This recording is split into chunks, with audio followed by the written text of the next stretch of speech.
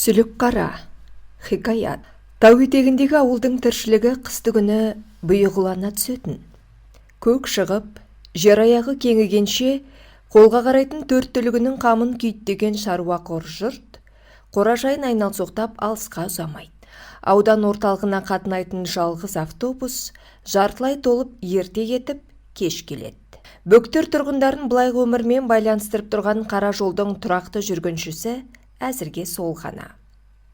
Ала жаздай күркіреп ағатын қос қапталдағы екі өзеннің де екпіні қайтып, шуы басылады. Кей кездері тапа тал түстің өзінде төңіректе тіршілік тоқтағандай күллі ауыл тым-тырс бола қалатын. Ондай кездері арғы көшеде үрген иттің дауысы мен сиырдың мөңірегеніне дейін естілетіні бар. Біздің үй ауылдың батыс жағында. Маялап жиған шөптің үстіне шықсаң, көшенің сырты алақандағыдай көрінеді. Қар жауған түннің ертеңіндегі көрініс тіпті керемет. Жазды күні палуанның желкесіндей тарам-тарам боп жататын күрең дала таздың басындай тегістікке айналады. Қаз-қатар шаншылған шыбықтай электр бағаналарынан басқа қылтиған қылпық байқалсайшы. Төңірек түгел аппақ. Күртік қар барлық сайсаланы қойны қоншын толтырып тастаған. Үлкендігі үйдей болатын шөп маялары біздің ауылда әрбір қорада бар. Соның көлеміне қарап, сол үйдің төрт түлігінің санын шамалауға болады. Қыстың басында бұл маяның биіктігі әжептәуір көрінгенімен, көктемге салым еңсесі түсе бастайды. Сәуірдің аяғында қозылақ үстінде ойнақтап жүреді. Өзіміз де күнге қыздырынып жатамыз. Жексенбі сәскенің кезінде мені іздер болсаңыз, сол шөптің үстінен табасыз.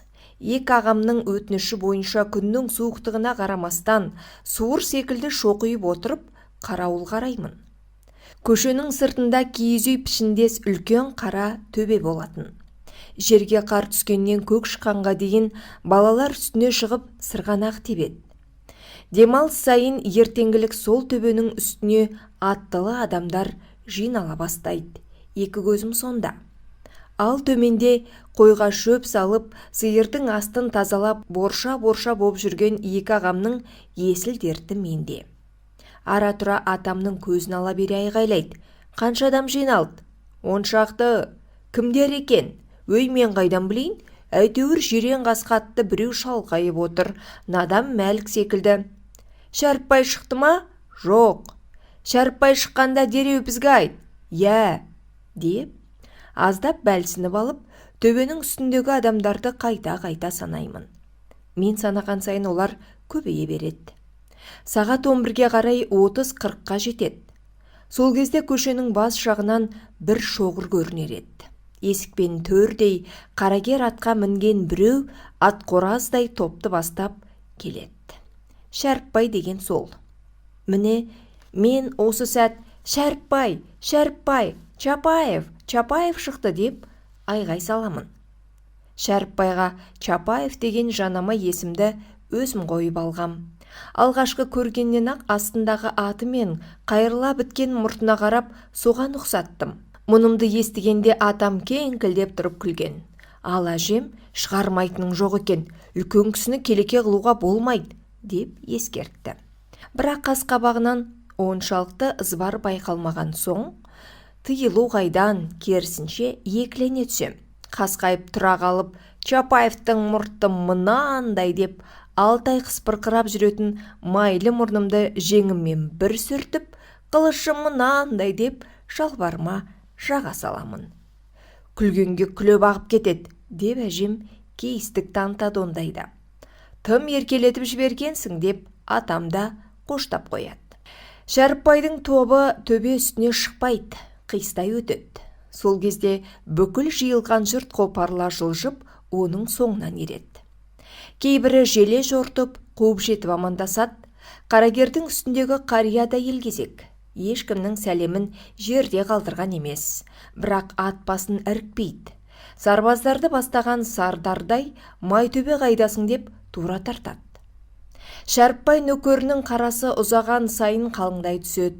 Ауылдың жан-жағынан жарыса шапқан қоян, бөрік, қарсақ, тымақтылар жапа тармағай қосылады. Олардың арасында менің екі ағам да бар, әлбетте. Менен хабар жетісімен екеуі алмағашта қаңтарылып тұрған жабағыларына жүгіретін. Әшейінде шала шарпы жұмыс істеуге жол бермейтін атамда бұл кезде көктемгі тоңдай жібіп салады. Екеуінің тайын жабулап, құйрығын шарт түйіп, тіпті аяғынан демеп мінгізеді. Бірақ әлгі екеуі мұнымен кете қоймайды. Батылдауы, атама сөз өтіңкірейтін екінші ағам, тай жарысқа шабдар тайды қоссақ дебек, деп мұрнының астына мінгірлейді. Атамда қызық. Алдымен төс қалтасын сипалайды, жан қалтасының астарын шығарып бір қағат. Ана екеуі шоқша сақалды қара шалдың қалтасынан алтын толы әмиян шығатындай үмітпен қарайды. Атамның қалтасында алтын болмаса да өзгенің бәрі бар. Кендір жіп, ілмек біз, мүйіз шақша, тәспі, бәкі, күміс баулы сағат. Әлгі екеуін телміртіп қойып, атам асықпай осының бәрін қобыратып шығарады. Бір жағынан алып, екіншісіне салады. Бір кезде іздеген табадау жарықтық. Мәссінің қонышына тыға салған екен. Сол жерден сала құлашқып суырып шығады. Бет орамал.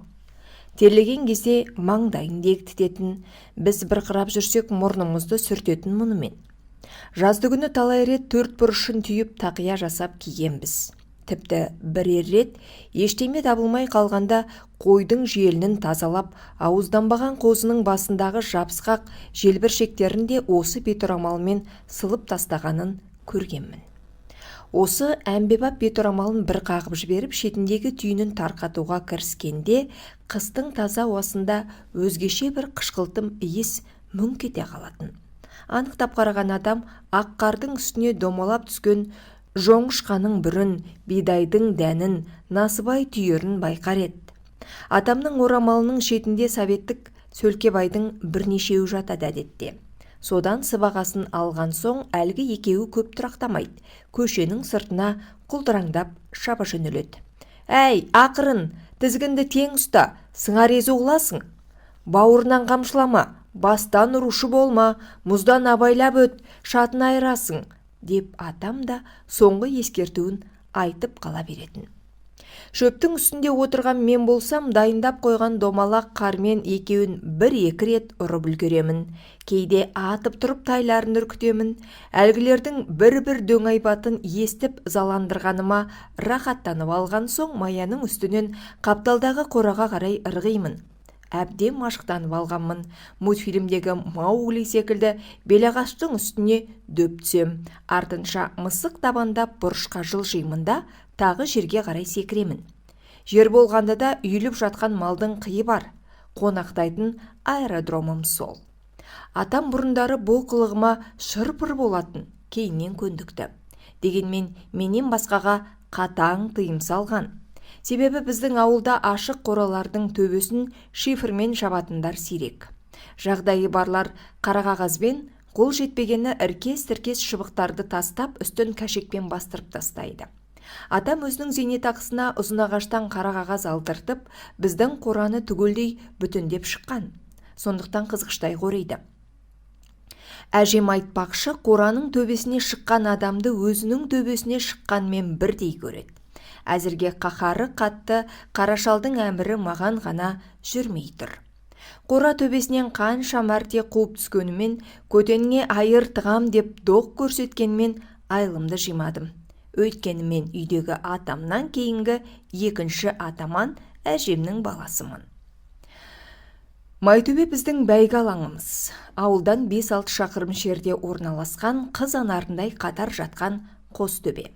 Атамның айтуынша байырғы бабалардан қалған зират.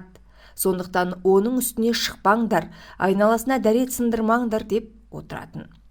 Бұл маңда бәйгі өткізуге о баста ауылдың біраз қариясы қарсылық білдірген екен, әруақтарды мазаламайық деп. Бірақ әруақ құдайды ұмытқан сол заманның белсенділері көнбеген, соқа салып айналдыра ат шабар шеңбер жасаған. Жексенбі сайын тай жарыс, ал 1-9 мамыр күндері ұлы бәйгі болады мұнда. Майтөбедегі қай деңгейдегі бәйгі болмасын шәріпбайсыз өтпейді. Ұйымдастырушы да, бас даяшы да сол. Қайқы-мұртты сарышал қысы жазы басынан дүкен қалпағын тастамайды.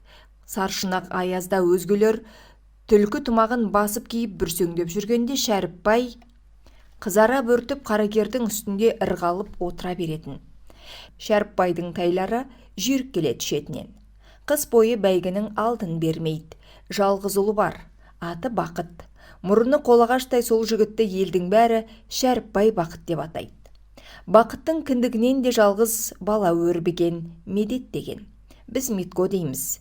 Митконың сабақ үлгерімін қайдам, бірақ тақымы тастай шіркінні.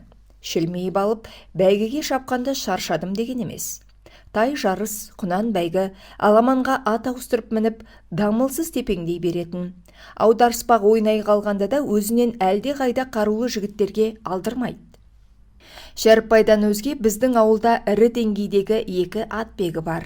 Екеуі де әкемнің түп нағашылары, қойшы Бекжан мен жылқышы Мұратбек. Шәріпбайдың тайларымен осы екеуі ғана тайдаласа алады. Ал менің 2 ағам секілділер 3-ші, 4-ші болғанын әмәз. Кей кезде Шәріпбай тайын тынықтырамын деп бәйгеге қоспайтыны бар. Сол кезде оларға құдай береді. Мен де бір желпініп жетісіп қаламын. Тай жарыстан ұтқан ақшасынан киноға билет алып береді. Бірақ ондай сәттер сирек.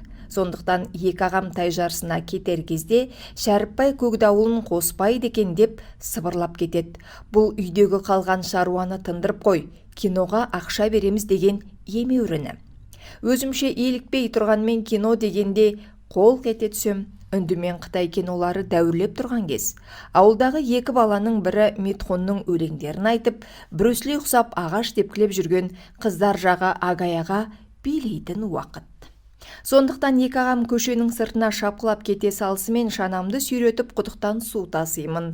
Үйдегі ыдыс-аяқ, моншадағы бөшкелер, қорадағы мал су ішетін науалардың барлығын толтыру міндет. Қаршадай баланың қабырғасы қайысады деп басында әжем бой бермеп еді. Бірақ қары кемпірдің қыздары құрлы жоқ па деген намысқа тиер сөзі өтіп кетті әлгі екеудің. Аздап қиналып жүрдім, кейіннен төселіп алдым. Су тасқанда рахат тірлік. Фляктың үстіне отырып алып шанаңды ылдиға қарай бір демеп жіберсең, зырылдаған күйі үйге бірақ жетесің. Қиыс кетіп бара жатсаң, шанаға байлаған шылбыр тізгіннің орнына жүреді, жүгендеулі аттай жүйткітесің. Әрі қыстың күні қызықтың көкөсі құдықтың басында болады. Боз баламен бой жеткен, еріккенмен зеріккеннің кездесер, қалжыңдасып, қауқылдасып қалар мекені осы. Сондықтан жоғарғы сыныпта оқитын қыз жігіттер су тасуға біз құсап алқын-жұлқын жетіп бармай, кәдімгідей сыланып, сипаланып шығатын. Әзірге барын киіп бақанын сүйретуде асыл құлдың бақытшаны озып тұр. Қателесіп ауылда туған, әйтпесе қалада тұратын ақсаусақтың нақ өзі. Кербез десе кербез. Саябақта қыдырып жүргендей алшаң-алшаң басады аяғын. Біздің етік пимамыздың сырты 6 ай қыс малдың қиынан көз ашпайды. Оның керзетігі қашан көрсең әскерден қайтқан жауынгердікі ұқсап жылтырап тұрады. Өзі де құдықтың басына су емес, қызбен қызық іздеп келеді ау. Сыбай салтаң біреу жолға қалса сағаттап әңгіме соғады. Әсіресе қара кемпірдің кіші қызы Гүлкаға, шын аты Гүлмира, үйірсек. Бір-бірінің суға келер уақытын біле ме, келісіп ала ма, кім білсін? Көшенің төменгі шетінен Гүлканың төбесі көрінді дегенше, жоғары жақтан Бақытжан сопайып шыға келеді. Екеу судың басында күнде не айтарын қайдам, әйтеуір сөздері таусылған емес. Сырт көзге судың кезегінде тұрғандай көрінуі мүмкін. Анығында олардың бір флягі толғанша біз 3 рет қатынаймыз. Екеудің әңгімесі ұзаққа созылып бара жатса көшеге домаланып қара кемпір шығар еді. Шалы ерте дүние салған. Ел жұрт қара кемпір атап кеткен Қамаш апаның жалғыз ұлы Алматыда қызметте. Қолында 2 немере қызы бар. Бекер обал не керек? Екеуі де шаруақор. Бірі үй жинап, ас пісірсе, екіншісі малды жайғастырады. Өте-мөте Гүлкасы қайратты. Қорасындағы қой сиырды күнделікті суарып, жем шөбін беру өз алдына. Қи шығару, көң ою, шалғы тарту секілді жұмыстарды да жігіттерден қалыспай істейді.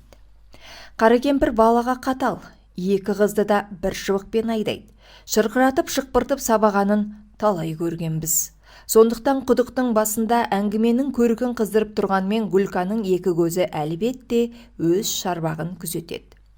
Көк қақпа ысқырып ашылғаннан қызыл орамалды қара кемпір ырғала басып көшеге шыққанша қағылез қыз да лып етіп жолға түседі. Әлгі біздің шәрмөнке суға кетіп еді, құдыққа түсіп кетті ме? Деп кейуана қолын көлегейлеп құдық басына қарайтын. Осы сәт қасынан өтіп бара жатсаң, көзім жетпей тұрғаны, әкем-ау ана келе жатқан Гүлкама деп сұрайды. Сол апа, сол ғой, келе жатыр, дейміз айғайлап. Бәсе, су тағы қатып қалған ба? Неге кешігіп жатыр, деп аңғалдық танытады.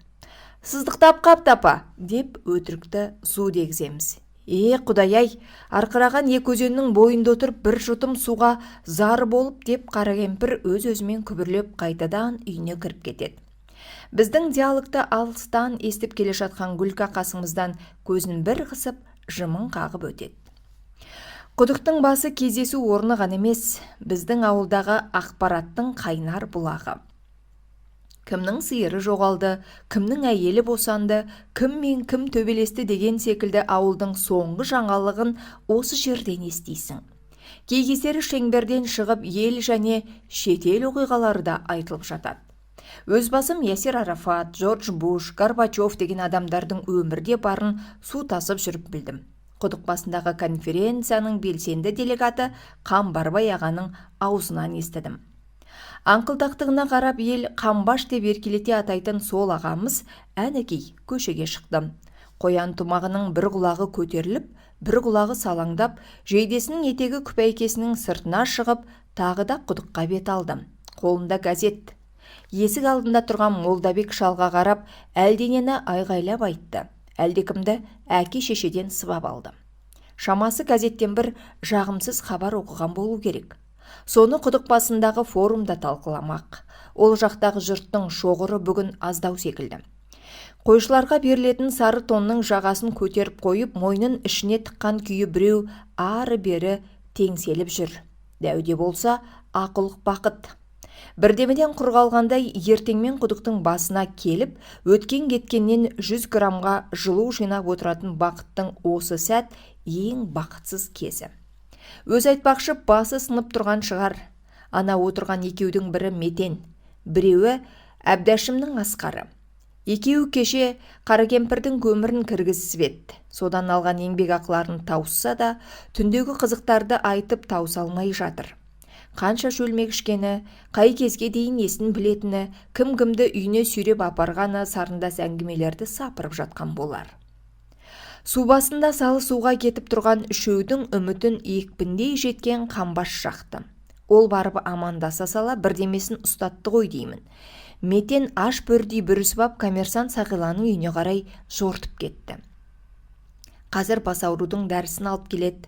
Оған дейін су шанасын сүйреткендермен жағаласып, тұс-тұстан бақыттың бас ауырғыш достары да сүйретіле жетеді. Бір жартылық қышқыл суды сыйластық болсын, денсаулық болсын деген шағын тілектер айтып қылдай бөліседі.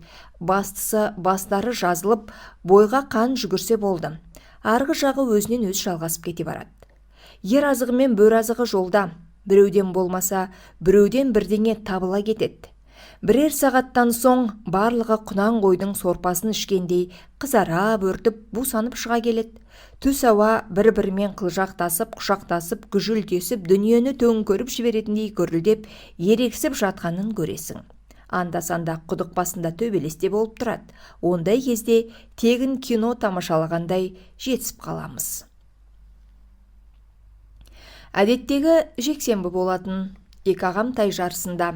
Әке-шешем қарындасымды ертіп аудан орталығындағы әпкеміздің үйіне қыдырып кеткен. Құдық басында адам аз кезде зырылдап жүріп суды тасып қойдым. Атамда малды жайғастырып біткен секілді, қора жақтан аяңдай басып келеді. Ол кісі жолда шашылып жатқан шөптерді жиыстырып, әлгі-екеуі лақтыра салған айыр тырмаларды орын-орнына қоям дегенше, екі етігімді енді керек еместей, екі жаққа аяғымды сермей лақтырып, мен үйге кіріп үлгердім. Атаң қайда? Деді әжем. Келе жатыр. Ол келгенше кеш батар, шай суып қалатын болды. Шақыр жүгір. Әжемнің әрбір айтқаны мен үшін заң. Есіктен басымды қылтитып, атамды асықтырдым. Келген соң үшеулеп кешегіден қалған жылытпаны жәукемдеп күрең шайға бас қойғанбыз. Көшеден ысқырық естілді. Көк ит, көк ит деп 2 рет қайталанды. 78-лердің сықырығы. Үлкен ағамды іздеп келген кластастарының бірі. Тұруға ыңғайланып едім, елеңдемей тыныш отыр дегендей атам ала көзбен бір атты. Бірақ көшедегі жүгірмек қояр емес. Ақтабанмен ызғұтты абалатып, қақпаны ашып ысқыр денді. Шықпасқа болмады, Алмабек екен. Көмірдей қара тайға мініп алыпты. Артқы бір аяғының бақайында аздаған ағы бар, өзге жерінде қылаң қылпық жоқ. Анау қайда? Деді мені көре салып. Әкесін елдің бәрі қырсық қуаныш деушет. Ұқсамасаң тумағыр. Амандасу бұлай тұрсын ағамның атында атауға ерініп тұр. Өзі бір дүниені түреп тұрғандай жарбайып жантайып алыпты. Қисы аяғымен үзеңгіні үзіп жіберердей кереді. Шекем тырса қалғанмен бірден тістесуді құп көрмедім. Тай жарысқа кеткен. Ана қотыр тайын қосам дей ме? Енді шыдауға болмас. Өзіңнің қотыр тайың тұрмақ ешегіңде жоқ қой. Демалыс сайын кім көрінгеннің көтіне мінгесіп жүресің деп қыршып алдым. Алмабек салғыласуды құп көрмеген сыңайлы. Мені ызаландырғанына разы болғандай қуланып бір күліп алды да, міне менің тайым, пепелдің тұқымы деді. Тайын тебініп кетуге ыңғайланып барып кідірдім. Айтпақшы, сен тайға шабаласың ба? Шабам, дедім намысқа тырысып. Анығында ағаларыммен ілесіп, тай жарысына бірдекілі барғаным болмаса, бәйгеге түсіп көрген жоқпын өмірі. Мынаған шабасың ба? Деді. Астындағы қара тайдың жалын қамшы сабымен ұрып. Шегінерге жер жоқ. Шабам деген сөзді кібіртіктеп әзер айттым. Онда келесі апта дайындал, өзім алып кетемін, деді де көшені бойлап шоқырақтай жөнелді. Менің де жүрегім қаратайдың шабысына қосылып тасырлап атқақтап барады. Бір жағынан қуанып тұрмын, бір жағынан қобалжу, қорқыныш бар секілді. Қанша тұрғаным белгісіз, әжем шығып көмірге жұмсағанда ғана есімді жидым. Әншейінде зырылдап өтетін бір апта уақыт шабан аттай ырғалып жүріп алды. Күнде кешкілік қиялдап жатамын. Түрлі түс көрдім. Біресе қаратаймен бәйгінің алдында келемін. Біресе құлап бара жатып, шошып оянамын. Бір-екі рет бас тартуға оқталдым. Бірақ қорқақ деген келекеге қалармын деген жігіттігім жібермеді. Ақыры әрі-сәрі күйде межелі мезгілге де жеттік. Уәдесінде тұрып, Алмабек өзі келіп мінгестіріп кетті. 20 шақты тай шықты жарысқа. Осы сәтке психологиялық тұрғыда бір апта дайындалсам да жүрегім дүрсілдеп, аздап қорқақтап тұрмын. Менің тайға шабарымды сол күні естіген екі ағамның менен бетер есі шығып жүр. Үйде жүргенде күн көрсетпейтін бұлардың мені сонша жақсы көретінін сол кезде білдім. Құлап қалама деп уайымдап шыр-пыры шығады байғұстардың. Төмен арыққа жеткенде тізгінді тартпа, атты састырасың. Өзі жол тауып секірет. 5 тиын секілділерден аулақтау жүр, аяғынан көтеріп кетпесін деп екеуі екі жақтап ескертіп, ақыл айтып жатыр. Бір жақсысы қаратайдың үсті жайлы екен. Ауыздық сүйеп шабатын сыңар езу қиқарлығы жоқ, басы бос. Ол да болса тәтке қуат. Желе жортып өзім секілді бір-бір жабағыға жайдақ мінген балалардың тобына барып қосылдым. Даяршы айдай жөнелді. Тақымды қысып, тізгінді тарта ұстап, елдің соңын ала келе жатырмын. Алмабектің айтқан ақылы солай. Қаратайдың құйрығын түйіп жатып, ат айдаушы қанша қуаласа да артын алып жүр. Әдекенде соңынан түссең, алдыңғы топқа жете алмай тығылып қалады. Бірінші рет бәйге қосылып тұр ғой, жүрегі шайлықпасын, деп еді сыралғы бапкерлерше. Соны есімнен шығармай бүлкектеп келемін. Бір кезде ал жігіттер, жолдарың болсын деген дауыс шықты. Іле-шала барлық бала лап қойды. Мен де жандармен аттың басын бұрдым. Тебіні бүлгөрдім бе, үлгөрмедім бе білмеймін, Қаратай қалың дүрмекке ілесе жөнелді. Ұшқырақ екен, сөренің жанынан 4-ші болып өттім. Байқаймын жуас болғанмен жұлқынған мінезі бар секілді. Бір-екі рет басын сүзіп тізгінді қоя бер дегенсіді. Тебініп қамшы салсам алдыға шығатын түрі бар. Дегенмен күн тұманды. Атшабардың қар басқан жолы әзер көрінеді. Адасып басқа жаққа лағып кетуім, немесе күртік қарға ұрынып арандап қалуым мүмкін. Жүрек дуаламады. Сондықтан алдыға шығып алып, әңгімені соғып бара жатқан үшеудің соңынан салпақтадым да отырдым. Үшеудің бірі Митко. Мұрнынан аққан ақ бозаты мен көк дауылын кезек-кезек тізгіндеп келеді. Екіншісі Бештиген. Менен 1 жас үлкен 4 қара бала. Азан шақырып қойған есімі Ғалым. Денесінің шағындығына қарап балалар Бештиген, дұрысы Бестиген болу керек, деп атап кеткен. Бекжанның жекеменшік шабандозы.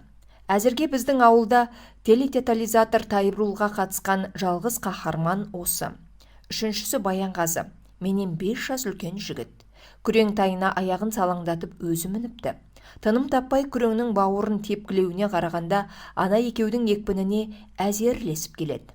Мынау қайдан шыққан бәле дегендей ара-тұра маған да қарақштап қояды. Шамасы 1-2 орыннан күдеріссе де 3-ден үмітті. Бұл орынға артқы топта қалғандардың таласа қоюы екталай, менен ғана қауіптенеді. 1-ші айналымнан өттік. Көңілім жайланып, Қаратайдың шабысына үйренісіп қалдым. Сиырлы ауылдың тұсына келгенде Митко аттың басын жібереді. Сол кезде көз жазып қалма. Бештен мінген Бекжанның қасқасы ылдишыл, төмен қарай жеткізбес. Бірақ өрге айналғанда басып кетерсің. Қаратайдың арты биік, мұндай жылқылар өршіл келеді деген бағана Алмабек. Әкесі трактордан басқаны мінбеген мұның ат бегілерше сөйлегеніне таң қалғанмын. Қайдан білет бәлекеттің деп? Айтқандай-ақ, 2-ші айналымның орта тұсында Митко мен кеттім дегендей суырылып шыға берді. Соңынан Бештиген ілесті. Баянғазыныкі барлығып қалды. Қасына жеткенде байқадым, күреңнің үстіндегі аққұба жігіттің түрі де күреңітіп кетіпті. Борша-боршасы шыққан тайын қамшымен сабап, сөзбен де сыбап келеді. Зу етіп өте шыққанымда әкеден бір жіберді. Мені балағаттады ма, тайын балағаттады ма, білмедім. Тоқтай қалып тіресерге уақытта қауқарда жоқ. Есілдертім қалың тұманнан қылаңдап қана көрініп бара жатқан екеуде. Өрге айналғанда қашықты қысқара берді. Бештен мінген қасқа бірде-бірде қала берді. Қуып жетіп басып оздым. Бірақ қазірдің өзінде кейбір құнандармен бой теңестіріп қалған тұрқы биік көкдауыл алдырар емес. Қаратай екі аттаған жерді анау бір қарғып алатын секілді. Әттең деймін, желекпіні көзден суырған жасты жеңіммен сүрдіп. Бойдың қысқалығынан талай жерде есе жібербедім, мына жерде де тайымның кенже туғанына налып келемін. Дегенмен 2-ші болуда жаман емес. Әрі Бекжан секілді әйгілі атбегінің жүйрігінен озып барам. Оның өзі зор мәртебе. Бештиенді жолда қалдырған өзге емес, өзінің жиен екенін көргенде кеудесіне нам піскен маңғаз нағашым қайтер екен деп қоям ішімдей. Сөреге де жақындап қалдық. Қиқулаған дауыстар естілді. Өзімше айғайлап, әруақ шақырғандай болдым. Кеудемді қуаныш кернеп, жанарыма жас тығылып, көзім бұлтырап барады. Жиылған топтан беріректе тұрған қарагер аттыны шырамыттым. Шәріпбай секілді. Қарагер бір орнында шырқы үйіріледі. Өзі онан бетер тыпыршып тұр екен. Өмірі жеке келетін көкдауылдан жабысып айырылмаған мына қара пәле қайдан шықты деп тұрған секілді. Көкдауыл мен Қаратай құйрық тістескен күйі сөреден өтті. Алмабекте ес жоқ. Желе жортып бара жатқан менімен қатарласып, сүрініп, қабынып, жүгіріп жүр. Көтеріп алған шабуына шалынып бір құлап тұрды. Аузы жыбырлап, маған бірдеңе деп жатыр. Құлағым бітіп қалған екен, ымдаған кезде түсіндім. Жерге түс деп айтыпты. Секіріп түстім. Алмабек ақ көбік болған Қаратайды аяғына қан ұйымасын деп жел қақтырып жетелеп кетті. Делеңдеп екі ағам жетті. Құтты өздерінің тайы топжарғандай қуанышты. Құшақтап бетімнен сүйіп жатыр. Бір-бір тайға мінген кластастарым келіп құттықтады. Олар да өздерінше менімен бірге оқитынын мақтан тұтатын секілді. Сабаққа бір күн келсе, 2 күн жоғалатын Сайлыбаев Бақытжан кластаспыз ғой деп әлдегімдерге мен туралы сампылдап соғып жатыр. Төбе басындағы жұртқа жақындап едім, елдің бәрі олимпиада чемпионын көргендей қызғана қарады. Өзімді сол кезде ауылға атағы шыққан атышулы шабандоздай сезіндім. Алмабек Қаратайдың қолтығы сөгілсін деп 4 апта тоқтатпай бәйгеге қостым. Соның екеуінде көкдауылмен қатар түсті. Бірінде көкдауыл, бірінде сүлікқара. Ол кезде өзімше ат қойып алғанбыз. Озды. Содан кейін ақ Шәріпбай көкдауылды көктемге дейін демалдырамын деп жарысқа қатыстырмады. Оны өзімізше бізден сескендіге жорып бұтымызға толып жүрдік біразға дейін. Көкдауыл болмағасын бас бәйгіні шаппай алуға болады. Тайталасар мықтының жоқтығы да жаман екен, әрберден соң жалға бастадық. Алмабек екеуміз құры далбақтай бермей сүлікқараны наурыз тойына дайындайық деп келістік. Қалайда Шәріпбайдан бабымыз бен бағымызды асыруымыз керек. Алмабек ара-тұра келіп, заманында ат жүгірткен атамнан ақыл кеңес алып тұрды. Алғашқы күні Сүлікқараны айналып толғанып қараған атам сүйегі терең жаратылған екен жануардың. Бабын байқатпайды. Бәйге қалай дайындайсың, тура солай мейіздей қатырып әкелші деп қайырып жіберді. Бір апта өткен соң Алмабек келіп тұр. Шал недер екен дегендей маған қарап көзін қысып қояды. Атам әуелі жабуын сыпырып алды-артын қарады. Әр жерін бір ұстап әлдене деп күбірлеп жүр. Енді ары-бері жетелеңдір деді. Бақшаны 3 айналдырғаннан Сүлікқара тезек тастады. Атам бәрін бағып отыр екен, түгел алдыртты. Санады. 8 құмалақ. Алақанына салып мұжып көрді. Жоңышқа берген ау шамасы, жап-жасыл сөлі қарға тамды. Сосын біреуді жақтырмағандағы әдетінше көзін сығырайта Алмабекке қарады. Бәйгіде аты сорғы бөліп жататын ноқайлар болады, білесің бе? Алмабек әңгіменің мәнісін түсінбей қалды. Түсінбесе де білем ғой деп ыржалақтай беріп еді, ендеше сен соның нақ өзі екенсің, деді. Атамның бір көтерілсе басылмайтын әдеті, ал кеп ұрссын, дарақы, боқ мұрынсыңдар дейді. Шәріпбайдың тырнағына татымай жүріп, тайталаспақшысыңдар. Осы күйінде бәйгеге қоссаң көк дауыл тұрмақ көтерім тайлардың тезегін теріп жолда қаласыңдар, дейді. Жабағы бастапқыда баппен емес, етпен жүгіреді. Суытпай-ақ бәйгеге сала берсең болады, бірақ таралып өскен соң бапты қажет етеді. Айналайын-ау, мына түріңмен қызылмай қылып өлтіресің ғой. Кемінде 3 суытылуы кемшін. Қарның қараш, дұрыс тартылмаған деп, Қаратайдың қарнын алақанымен жұмарлап жіберді. Әрі аштан өлетіндей тойдырып қойыпсың. Бәйгеге шабарат 2-3 құмалақтан артық тастамау керек. Қиы қағаз секілді құрғақ болу керек, ал сенікі шылқылдап тұр деп күйіп пісті. Ақыры сабасына түсіп екеумізді тұрғызып қойып, тайдың бабында кеткен қателіктерді түсіндірді. Суытудан бастап, күнделікті берер жем шөбінің мөлшеріне дейін белгілеп, сол бойынша бәйгеге дайындауды тапсырды. Сүлікқараны демалдырған күндері менің тайыма шап деп қолға салатындар көбейді маған. Кез келгеніне бұтарта бермеймін. Сүйегі жақсы, бәйгеден келеді-ау дегендерін таңдап жүріп мінемін. Бәйгеге ілінсе азын-аулақ ақша аласың, ол да оңай олжа емес. Құнан жарыс, ат жарыстарға да шығып, ұзақ қашықтыққа шауып көрдім. Бұрын 2 ағамнан киноға тиын тебен сұрайтынмын, қазір олар менің арқамда клубтан шықпайтын болды. Тек атқа шапқалы сабағым нашарлап кетті. Сынып жетекшісі Салтанат апай қанша жерден ескертіп ұрсып жекігенмен, есіл дертім бәйгеге ауды да тұрдым. Наурыз тойын тағатсыздана тостым.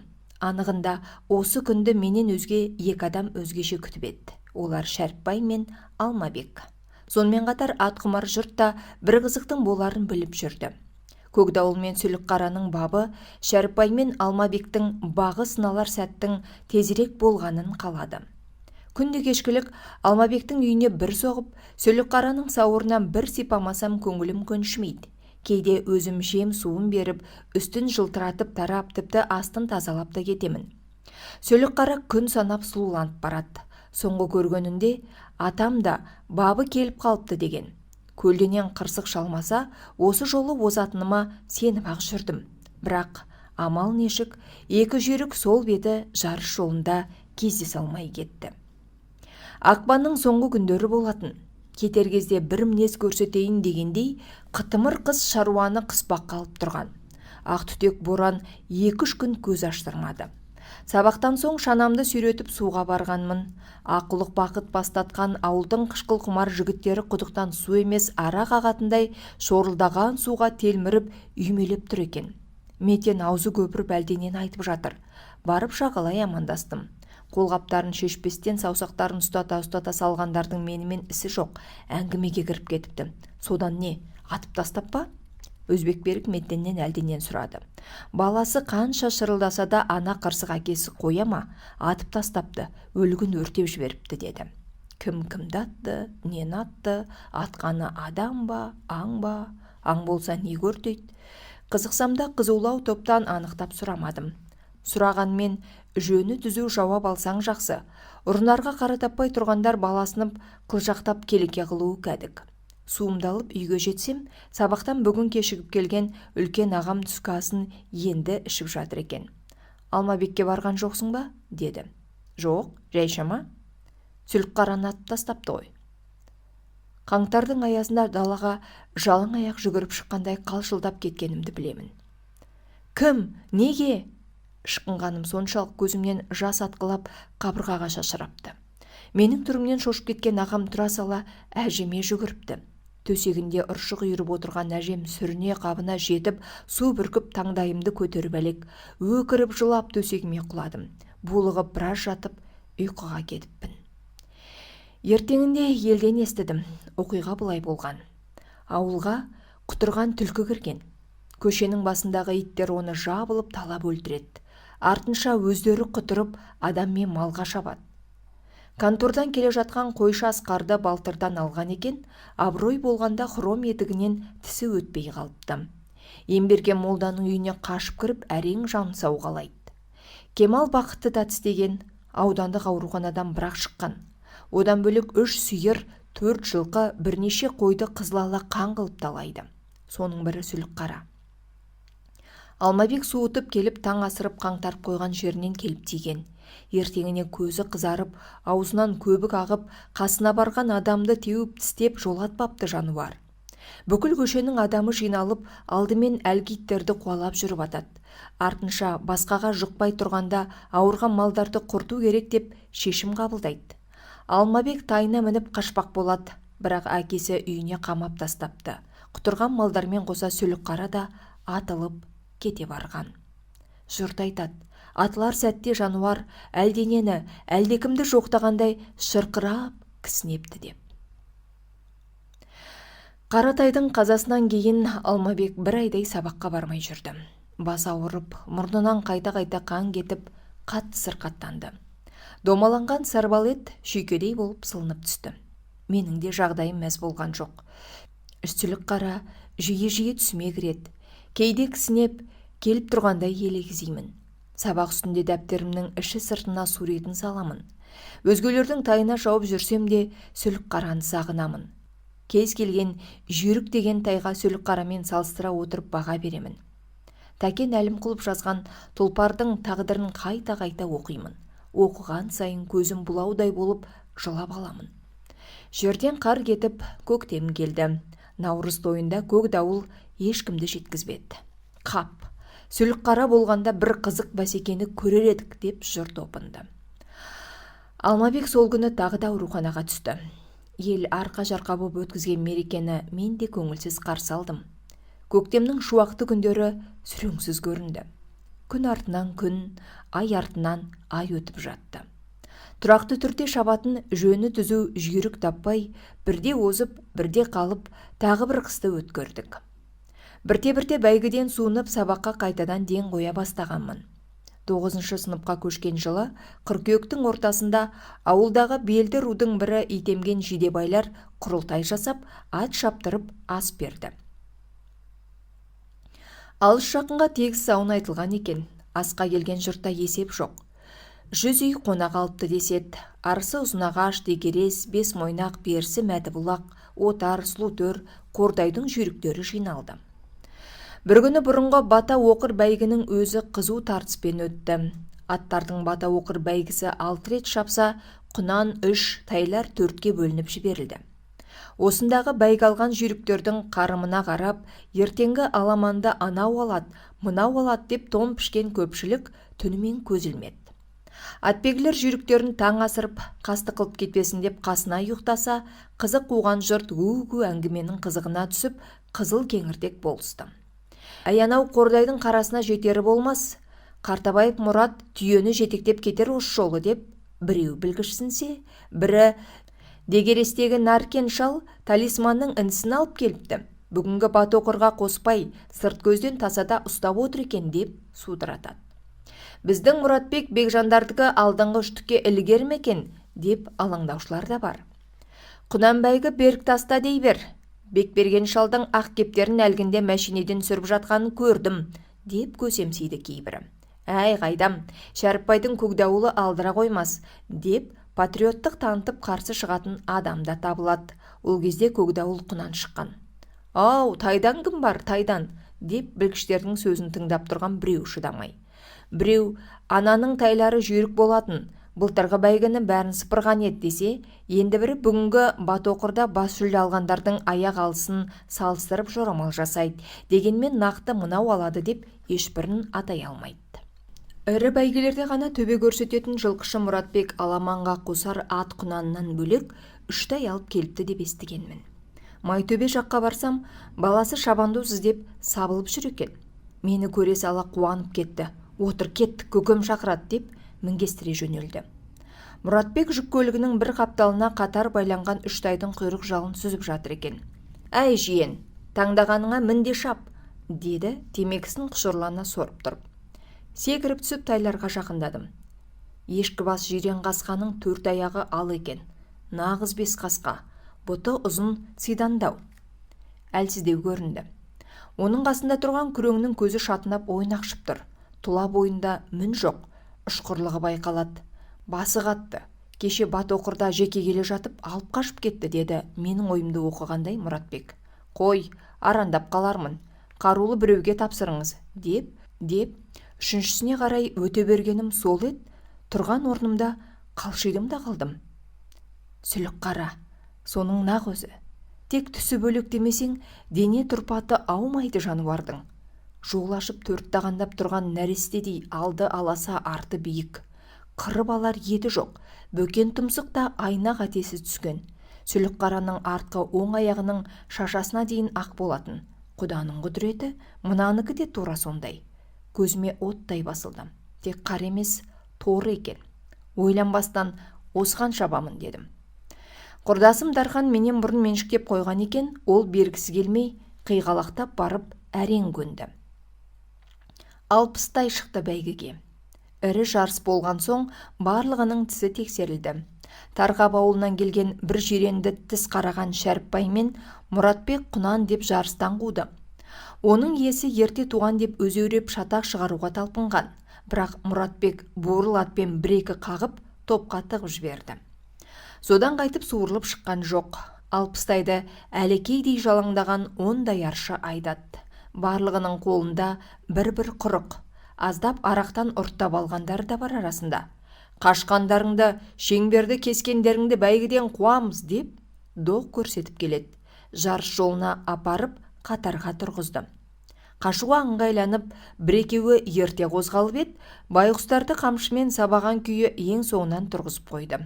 Сап түзелді деген кезде бас даяршылыққа жүрген көкпаршы Айдар, «Ал жігіттер, жолдарың болсын» деп қолын сермеп қалды. Шаң бұрқ етті.